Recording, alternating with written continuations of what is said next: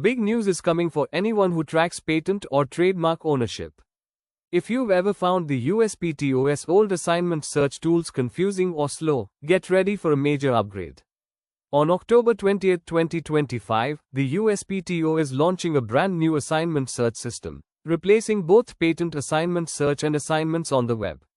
Everything will now be centralized in one modern platform called Assignment Search, accessible through the Assignment Center. The new interface is designed to be much more user-friendly, with faster navigation and advanced filters to help you find exactly what you need. Improved security and reliability are built in, making your searches smoother and more dependable. Mark your calendar, because after October 20th, all previous services will redirect to this new system. It's a big step forward in transparency and efficiency for everyone in the IP world.